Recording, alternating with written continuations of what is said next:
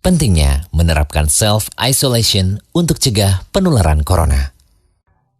Seperti yang kami kutip dari kumparan.com, Presiden Jokowi telah menganjurkan masyarakat untuk berkegiatan di rumah dan mengurangi beraktivitas di luar rumah demi mencegah penyebaran rantai virus corona.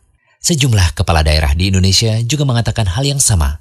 Kegiatan mulai dari bekerja, sekolah, hingga beribadah dalam keadaan darurat corona seperti saat ini menjadi peringatan bagi masyarakat.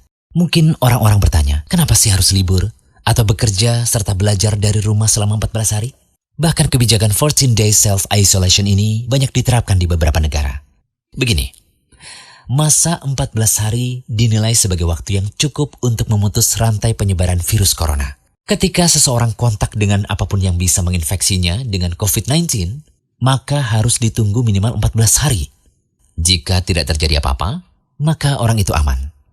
Perlu dicatat bahwa libur 14 hari ini bukan berarti bebas bepergian kemana saja. Libur 14 hari ini digunakan untuk diam di rumah atau lingkungan sekitar tanpa berinteraksi dengan orang banyak. Hal inilah yang terkadang disalahartikan. Contohnya, seorang anak mulai libur tanggal 16 Maret selama 14 hari. Dia akan masuk sekolah lagi pada hari ke-15. Namun ternyata anak ini dan keluarganya menggunakan waktu libur itu untuk jalan-jalan, mengunjungi kumpulan orang, ke tempat wisata, ke mall, mengunjungi saudara yang jauh, dan lain-lain. Seandainya dia jalan-jalan di hari ke-10 dan tertular COVID-19 di tempat yang ia kunjungi, mungkin pada hari ke-14 atau 15 belum ada tanda-tanda dia sakit. Tetapi dia sudah membawa COVID-19 di tubuhnya dan berpotensi menularkannya pada teman-teman di lingkungan sekolahnya. Jika dia masuk sekolah pada hari ke-15 dan seterusnya, maka 14 hari libur sekolahnya itu tidak ada gunanya. Penularan terjadi juga di sekolah. Efek domino akan berlangsung, rantai penularan tidak terputus. Waktu 14 hari itu berguna untuk saling pantau. Jika ada orang yang menunjukkan gejala-gejala menderita serangan COVID-19, bisa segera ditangani dan penularan di-stop hanya pada dia, karena dia tidak kontak dengan orang lain dalam 14 hari itu. Dan tahukah Anda, ternyata metode self-isolation ini telah Rasulullah SAW perintahkan sejak dulu. Jika suatu negeri terkena wabah lewat sabda beliau dalam hadis dari Usamah bin Zaid radhiyallahu anhu. Dari Nabi SAW, beliau bersabda, apabila kalian mendengar wabah taun melanda suatu negeri, maka janganlah kalian memasukinya.